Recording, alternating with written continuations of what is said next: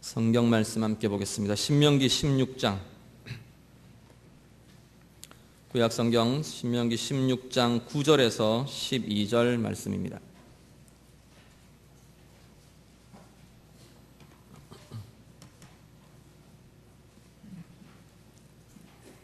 구약 성경 286쪽입니다. 신명기 16장 9절에서 12절 말씀 다 같이 읽겠습니다.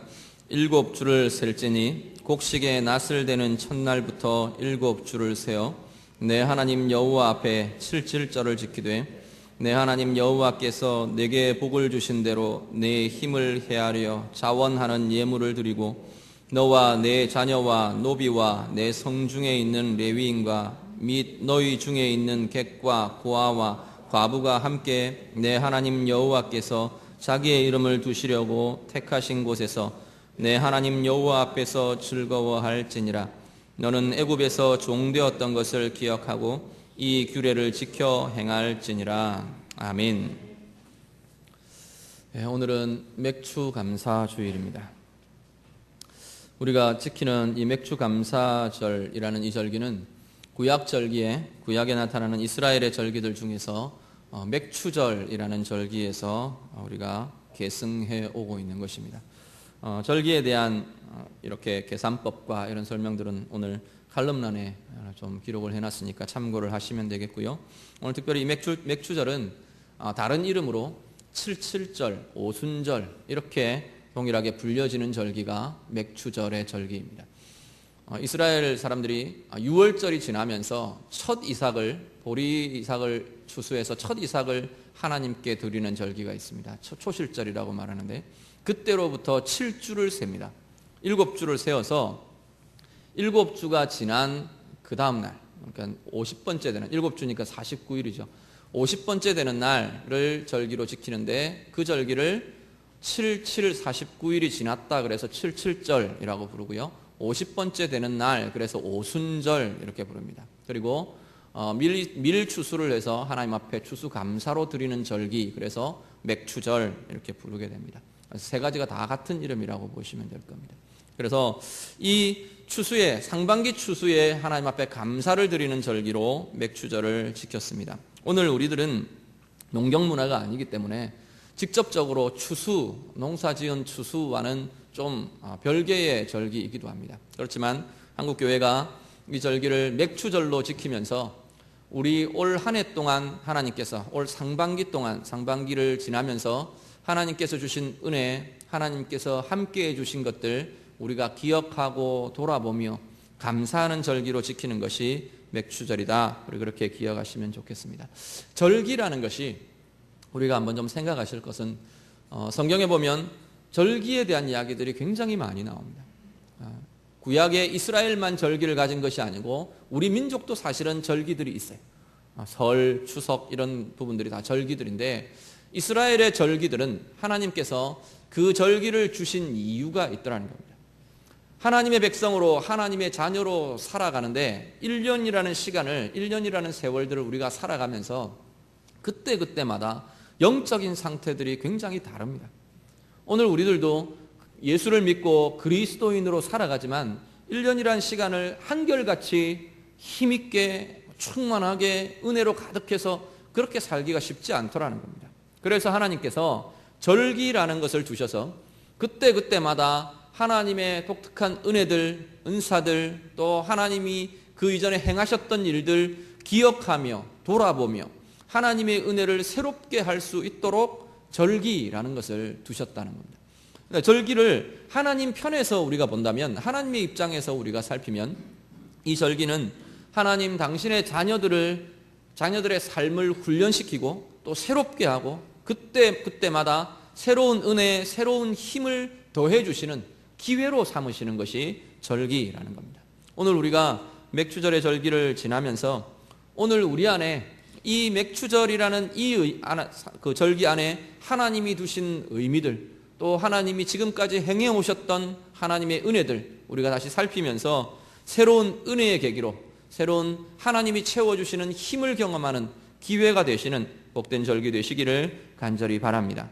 오늘 본문에 보시면 칠칠절을 지키되로 여호와 앞에 칠칠절을 지키되로 시작을 합니다. 이 칠칠절, 맥추절, 또 오순절 이 절기가 성경에 보면 하나님께서 다루신 나타내신 독특한 사건들이 이 절기와 연결되어 있는 사건들이 나옵니다. 우리 본문 하나를 먼저 같이 읽으시죠. 출애굽기 19장 16절에서 19절 말씀입니다. 우리 화면 보시면서 같이 읽습니다. 셋째 날 아침에 우레와 번개와 빽빽한 구름이 산 위에 있고 나팔 소리가 매우 크게 들리니 진중에 있는 모든 백성이 다 떨더라. 모세가 하나님을 맞으려고 백성을 거느리고 진에서 나오매 그들이 산 기슭에 서 있는데 시내산에 연기가 자욱하니 여호와께서 불 가운데서 거기 강림하심이라. 그 연기가 옹기가마 연기같이 떠오르고 온 산이 크게 진동하며 나팔 소리가 점점 커질 때에 모세가 말한즉 하나님이 음성으로 대답하시더라. 아멘. 이 출애굽기 19장의 본문은 어떤 내용이냐면 이스라엘 백성들이 이제 애굽에서 탈출을 했습니다. 하나님께서 애굽과 바로를 10가지의 재앙으로 치시고 권능의 손으로 치시고 이제 바로가 드디어 손을 들었어요. 10번째 재앙 장자의 죽음이 오면서 손을 들어버렸습니다. 나가라. 우리가 너희들 원하는 대로 요구하는 대로 다 해줄 테니까 제발 떠나달라. 그러면서 이스라엘 백성들을 놓아보냅니다. 그렇게 출발한 이스라엘 백성들이 한 2달 정도를 지나면서 광야길을 여행하면서 시내산에 도착합니다. 이 시내산은 제일 처음 모세를 하나님께서 부르셨던 여호와의 산, 하나님의 산이라고 불려지던 그 산이었고요. 그 산 아래에 이제 이스라엘 백성들이 진을 치고 한 1년간을 머무르게 됩니다.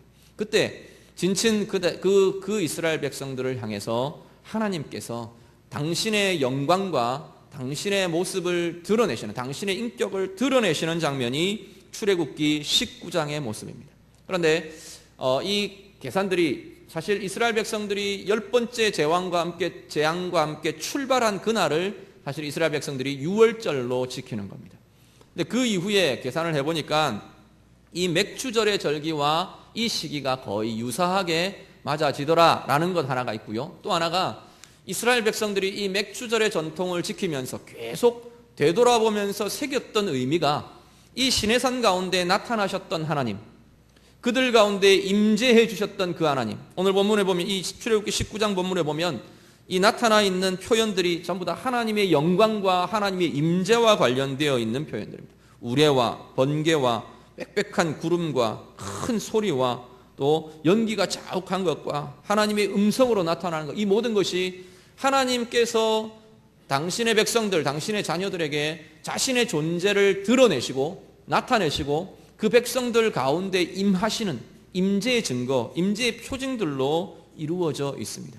이 사건을 이스라엘 백성들은 오순절을 지나면서, 맥추절을 지나면서 이 사건을 계속 떠올리게 전통으로 되어 왔었다는 겁니다. 그걸 떠올리고 그 의미들을 되새기고 하나님께서 우리 가운데 함께 하셨던 것, 특별히 하나님께서 우리 가운데 함께 하시면서 당신의 말씀을, 당신의 율법을 우리 백성들 가운데, 우리 민족 가운데 주셨다라는 것을 이스라엘 백성들이 맥추절 가운데 계속 떠올려온 전통들을 가지게 됩니다. 오늘 우리들 하나님께서 이스라엘의 진중에만 함께 하신 것이 아니고 내가 예수 믿은 이후에 우리 가운데 함께 하시는 하나님, 내 예배 가운데, 나의 말씀 가운데, 나의 찬양 가운데, 나의 기도 가운데 임재하시는 그 하나님의 은혜를 맥추절의 절기를 지나면서 우리가 새롭게 되새기고 새롭게 떠올리고 새롭게 풍성하게 회복하는 복된 절기 되실 수 있기를 간절히 바랍니다.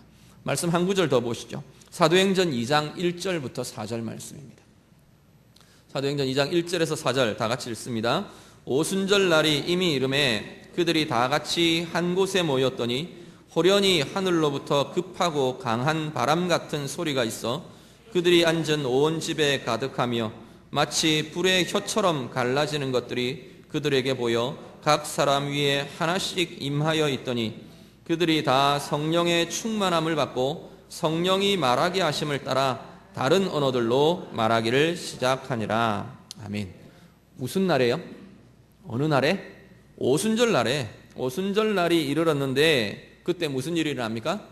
성령께서 이 땅 가운데 임하시는 사건이 이 오순절날 임했다. 그렇게 성경은 기록합니다. 이건 초대교회 때의 역사입니다. 초대교회 때 이제 예수를 믿고 예수님이 모든 구속의 사역 마치시고 하늘로 올려오져 가셨습니다. 승천하시고 그 승천하신 지 얼마 되지 않아서 예수님의 명령을 따라 기다리며 기도하며 기다리던 이 제자들에게, 이 초대교회 성도들에게 성령이 임하신 사건이 오늘 이 사도행전 2장 1절에서 4절 1장 1절 이후의 말씀이 그 내용을 기록합니다. 왜 하필 오순절날 하나님께서 그렇게 하셨을까? 하나님의 계획과 진행이 하나님의 계획, 하나님의 주권 아래에 진행된다면 그날 일어나게 하신 것들은 그 날에 대한 의미들을 함께 가진다고 보셔야 할 것입니다. 이 오순절날이 앞에 말씀드렸던 것처럼 시내산에 하나님께서 당신의 임재를 보여주시고 백성들 가운데로 당신이 내려오셨던 그 사건처럼 이제는 온 역사 속에, 온 우주적으로 이 세계 가운데 당신의 백성들, 당신의 자녀들, 당신이 지으신 피조물들 이 세계 속에 당신의 영이 임하시는 사건이 바로 오순절 성령 강림의 사건이었다는 겁니다. 이 사건을 통해서 하나님께서는 우리 각자 개개인의 인격 속에 하나님께서 당신의 영으로 임하시고 찾아오시고 함께 하시는 역사들을 이제는 시작하시는 것을 보게 됩니다. 오늘 우리가 이 맥추절을 지나면서 우리가 떠올려야 할 것이 바로 이 사건이라는 겁니다. 내 가운데 처음 내가 하나님의 자녀 되던 그 시점, 하나님의 백성 되던 그 자리, 이제 내 안에 하나님이 들어오셔서 내가 하나님과 교제하며 하나님과 함께하며 하나님 백성으로 살아가게 된 나의 신분과 나의 모습과 내 안에 계신 주의 성령으로 충만하게 될 것을 우리가 기대하며 사모하며 나아가는 날이 맥추절의 절기가 되실 수 있기를 간절히 바랍니다. 이스라엘 백성들에게 유월절이 구원의 날이었다면, 유월절은 장자의 죽음과 더불어 이스라엘 백성들이 애굽을 떠나올 수 있던 그 사건을 기억하는 날입니다. 그 날은 우리가 만약에 우리의 삶으로 생각한다면 내가 죄된 것들을 끊어버리고 이제는 예수님을 믿고 고백함으로 하나님의 자녀가 되고 예수의 사람이 되는 그 시점이 바로 이 구원의 날이었다는 겁니다. 그렇다면 이제 나는 이 오순절 맥추절은 우리가 무엇을 고민하느냐 하면 이제 하나님이 바로 나의 하나님 되신 것을 고백하고 또 누리고 하나님 앞에 설 수 있는 날이 바로 이 날을 기념하는 이 날이라는 겁니다. 이 시내산에서의 이스라엘 백성들이 이제까지는 그들이 노예 상태로 어려움의 상태로 그렇게 되어 왔지만 하나님께서 그들을 건져내시고 시내산에서 하나님께서 뭐라고 말하시느냐면 이제 너희는 내 백성이 될 거다. 내가 너희의 하나님이 될 거다. 그렇게 좀 약속하고 계시는 장면이 시내산의 그 임재의 장면입니다. 성령 강림하시면서 무슨 일이 일어났느냐? 성령은 그냥 허공을 떠돌아다니는 영이 아니라 성령이 이 땅 가운데 강림하셨습니다. 온 우주적으로 성령 강림의 역사가 나타났습니다 라고 말하는 것은 성령께서 이제는 예수를 믿는 각자의 인격 속에 들어오셔서 우리의 하나님이 되시고 우리의 성령님이 되시고 우리의 주인이 되시고 우리의 보호자와 인도자가 되셨다는 사건이라는 거예요. 오늘 우리가 맥추절을 지나면서 우리가 기억하셔야 할 것은 내 안에 계신 성령님이 바로 나와 함께하고 계시고 우리와 함께 하시는 나의 하나님이시라는 사실을 기억하고 경험하셔야 한다는 겁니다. 오늘 이 예배를 통해 또 이 절기를 지나면서 우리 안에 이 힘이 다시 새롭게 되는 부요한 날, 풍성한 날 되실 수 있기를 우리 주님 이름으로 축복합니다. 오늘 본문의 말씀은 우리가 읽으셨던 신명기 16장에 나와 있는 이 말씀은 이러한 맥추절을 지나면서 우리가 이 맥추절을 어떻게 지켜야 할 것인가, 이 맥추절을 지키는 과정과 방법에 대한 이야기들을 오늘 본문은 다루고 있는 것을 보게 됩니다. 먼저 한번 보시면요, 10절 말씀 우리 한 번 더 다 같이 읽으시죠. 10절 다 같이 읽습니다. 내 하나님 여호와 앞에 77절을 지키되 내 하나님 여호와께서 내게 복을 주신 대로 내 힘을 헤아려 자원하는 예물을 드리고, 앞부분에는 77절이라는 선언이 나오고 그 다음에 어떻게 지키라고 말하느냐 하면 하나님 여호와께서 내게 복을 주신 대로 내 힘을 헤아려 자원하는 예물을 드리며 지키라 라고 말합니다. 우리가 맥추절을 지키면서 이 절기를 지키면서 우리가 하나 기억하셔야 할 것은 하나님 앞에 드림이 되어야 한다는 겁니다. 드림이 있는 절기가 되라고 하나님께서는 명령하십니다.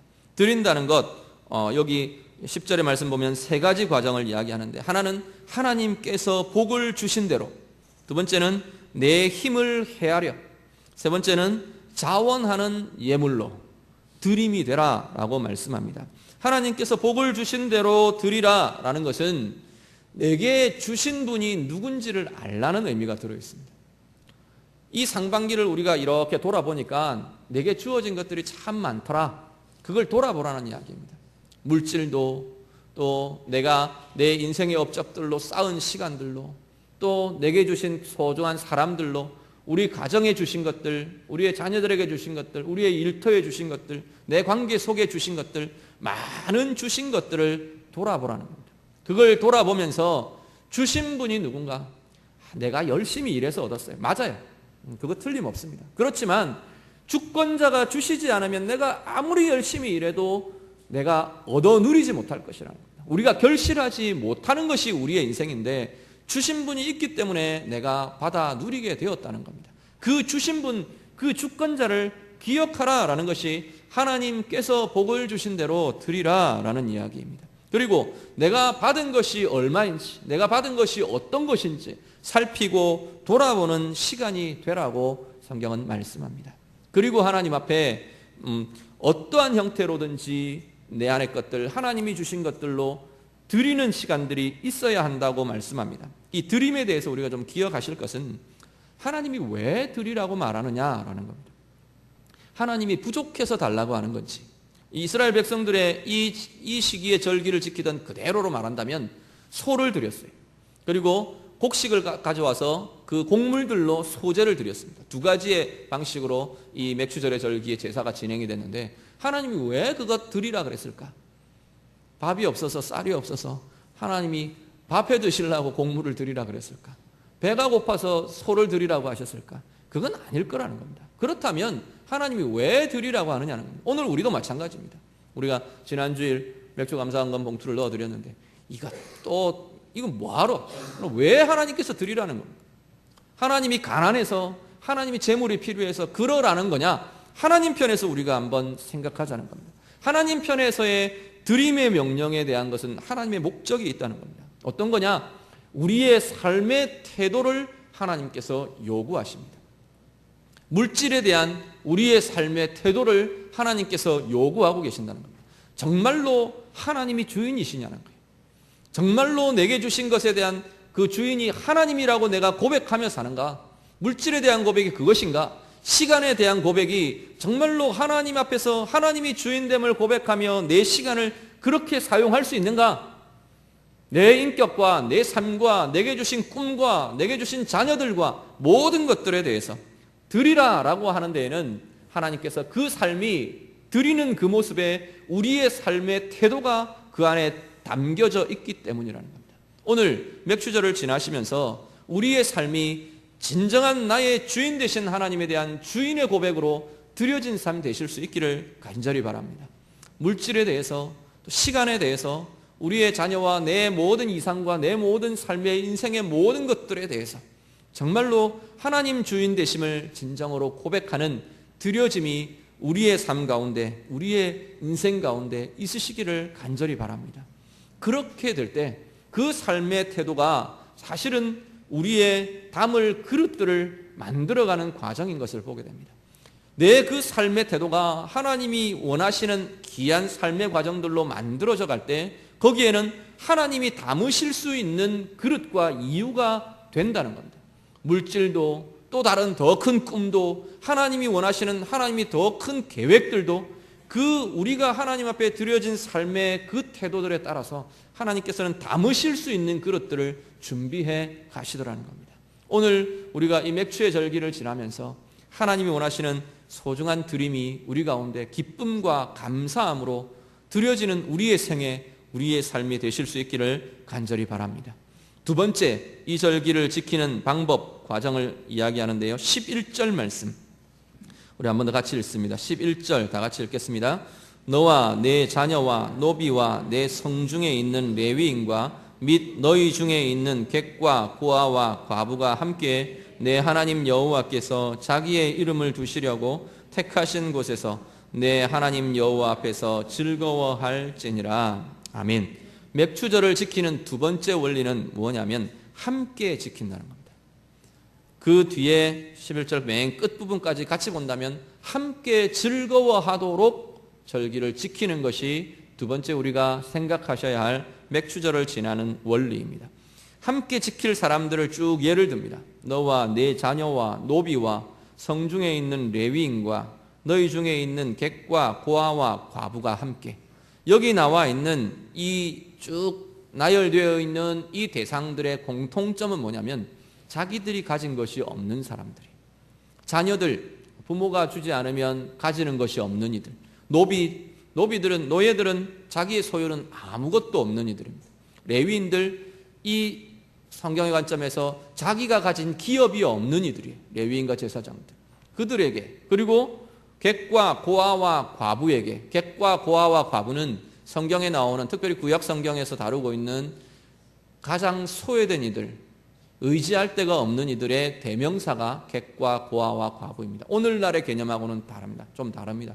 분명히 이 성경이 쓰여지던 이 시점에서의 이들은 소외된 사람들, 힘없는 사람들, 도움이 필요한 사람들, 약자들, 그들의 대명사로 쓰여지고 있다는 겁니다. 그렇다면 오늘 우리가 말한다면 이들에 대한 우리의 개념이 무언가를 살피셔야 할 겁니다. 오늘 우리의 표현으로 말한다면 우리 주변에 있는 소외된 사람들, 우리 주변에 있는 약자들, 우리 주변에 있는 내 관심이 필요한 사람들, 내 도움이 필요한 사람들, 그들과 함께, 그들이 함께 즐거워할 수 있도록 지내야 하는 것이 절기의 원리이라는 겁니다.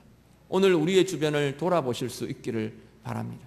내 도움이 필요한 사람이 누구인지, 나의 관심이 필요한 사람이 누구인지, 우리 하나님께서 그들과 함께하라 말씀하시는 약한 이들이 누구인지, 이건 꼭 물질의 관점만이 아닙니다. 모든 면에서 내 도움이 필요하고 관심이 필요하고 함께할 필요가 있는 이들, 우리가 돌아보며 이 절기를 지킬 수 있기를 바랍니다. 레위기 23장 22절, 우리 한 구절 더 보시죠. 성경 말씀 레위기 23장 22절 같이 읽습니다. 너희 땅에 곡물을 벨 때에 반 모퉁이까지 다 베지 말며 떨어진 것을 줍지 말고 그것을 가난한 자와 거류민을 위하여 남겨두라. 나는 너희의 하나님 여호와이니라. 아멘. 레위기 23장에도 절기에 대한 구절들이 쭉 나오는데요, 맥추절을 설명하면서 하나님께서 이 구절을 붙이십니다. 맥추절의 이야기들 쭉 하시다가 소제와 번제와 이런 이야기들 쭉 하시다가 너희 땅에 곡물을 벨 때 이렇게 해라, 지금 그 이야기를 하시는 겁니다. 추수를 쭉 하고 거두어 가는데 밭을 전부 다 싸그리 다 베어버리지 말고 모퉁이에 있는 곡물들을 남겨두라, 그렇게 말합니다. 왜요?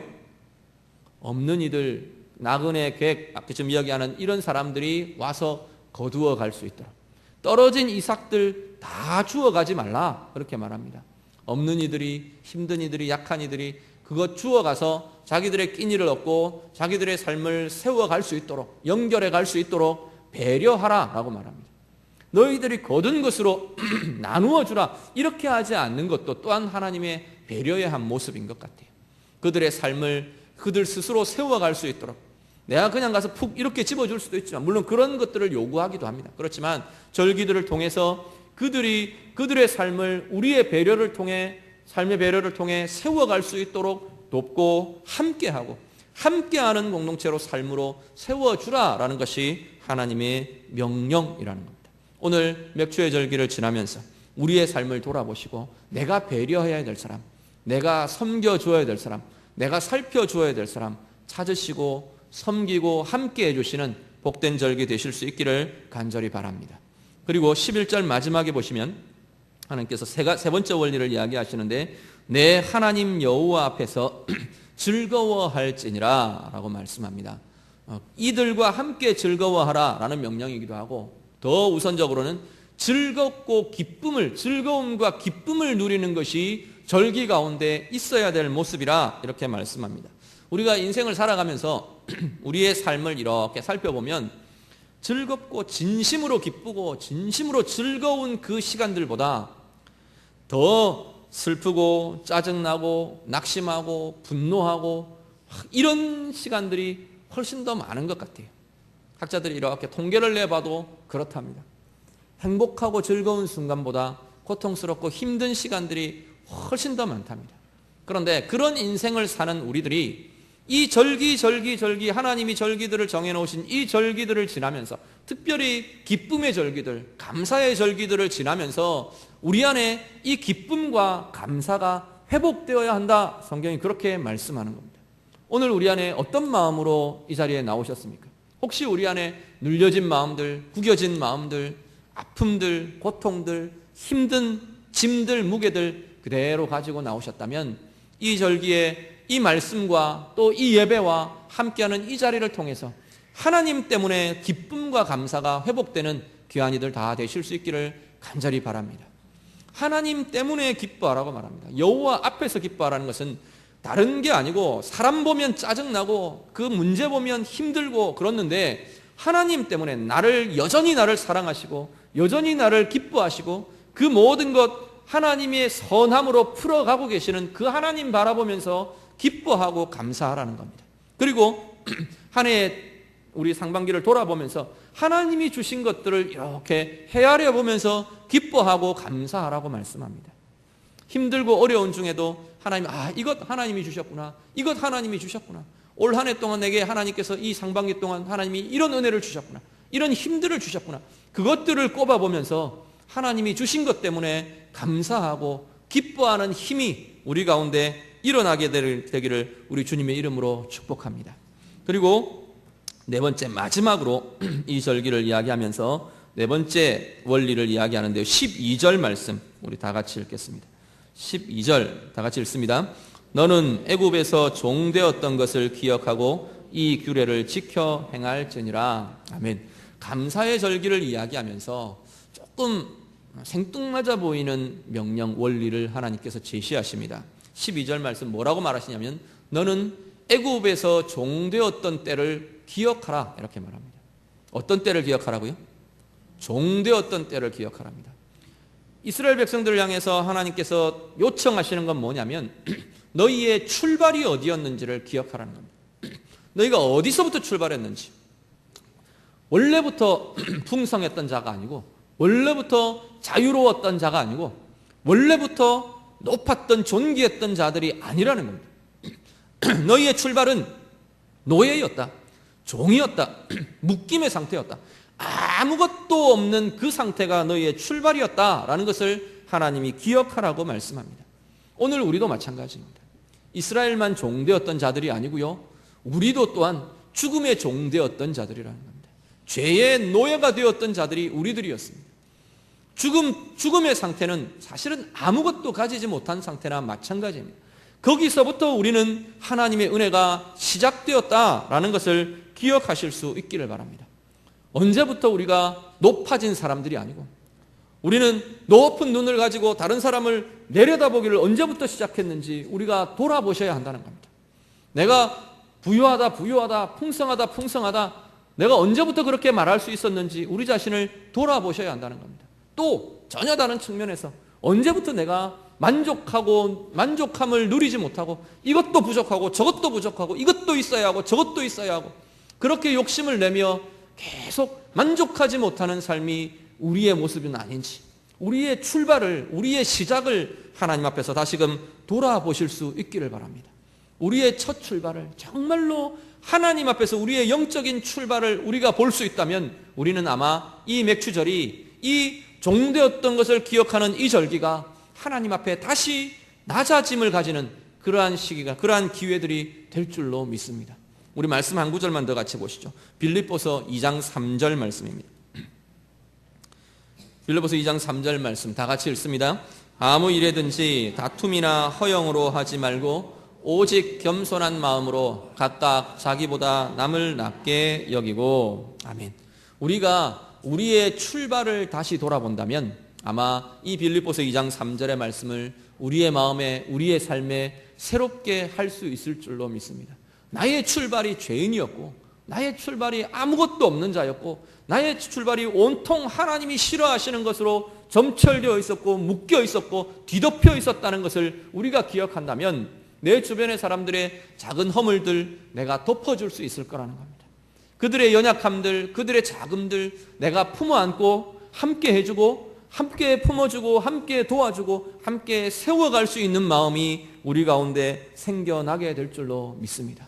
하나님 앞에서 맥추의 절기를 지나시는 우리들이 정말로 오늘 이 명령을 따라서 내가 종되었던 때, 내가 죽음의 자리에 있었던 때, 내가 하나님을 떠나 절망 가운데 있었던 그 시간들을 우리가 다시 돌아보며 우리 스스로가 낮아지고 하나님 앞에 겸손해지고 하나님 앞에 새 힘들을 가지는 복된 자리가 다 되실 수 있기를 간절히 바랍니다. 오늘 맥추의 절기를 지나시면서 맥추의 의미들을 기억하시고 하나님의 임재와 하나님의 함께하심 풍성하게 기대하며 나아가시기를 바라고요. 오늘 하나님께서 이렇게 지키라 라고 명령하시는 대로 드림이 되고 소외된 자, 약한 자들을 우리가 돌아보게 되고 하나님 앞에서 기쁨과 감사와 즐거움을 회복하시고 종되었던 자리 기억하며 다시금 우리 스스로를 낮아진 자리로 끌어내리는 하나님 앞에 겸손함의 자리에 다시금 서게 되는 우리 복된 주의 백성들, 하나님의 자녀들 다 되시기를 우리 주님 이름으로 축복합니다. 기도하겠습니다. 오늘 말씀 기억하시면서 우리 함께 기도하겠습니다. 하나님, 이 절기의 의미들 내 삶 가운데 새롭게 되기를 원합니다. 우리 하나님의 임재를 풍성하게 경험하기를 원합니다. 한번 기도하시고요. 하나님께서 원하시는 이 맥추절의 지킴의 이 원리들 하나님 내가 따라 풍성하고 부유한 날, 하나님께서 주시는 회복의 날 하나님 되기를 원합니다. 우리 다 같이 기도하겠습니다. 하나님 감사합니다. 우리 가운데 맥추의 절기를 주심을 감사를 드립니다. 올 한 해 상반기를 우리가 돌아보며 우리의 삶을 결산합니다. 하나님, 우리 가운데 두셨던 이 상반기 동안 하나님이 주셨던 많은 것들, 내 인생의 성취들, 내 인생의 하나님 부유함들, 하나님 주신 물질의 것들, 사람의 모습들, 또 하나님 우리 모든 것, 우리 가정에, 우리의 일터에, 우리의 인생의 걸음걸음에 하나님 주신 많은 것들 돌아보며 감사하며 기뻐하며 참으로 그 영혼의 기쁨을 회복하는 복된 자리 되도록 하나님 인도하여 주시옵소서. 하나님, 하나님의 임재의 절기가, 하나님 현현의 절기가 우리 가운데 그 말씀 그대로, 그 모습 그대로 우리의 영혼 가운데 주의 성령의 충만함이, 하나님의 임재하시는 그 역사가 새롭게 회복되며 새롭게 힘있게 우리의 영혼에 붙들려지는 복된 절기 되도록 하나님 인도하여 주시옵소서. 우리가 종되었던 것 기억하며 하나님, 연약한 자들, 하나님 우리의 도움과 우리의 관심에 필요한 이들 돌아보며 함께 즐거워하고 함께 기뻐할 수 있는 복된 날로 삼아 주시옵소서. 우리들이 겸손함의 자리에 하나님 다시 찾으며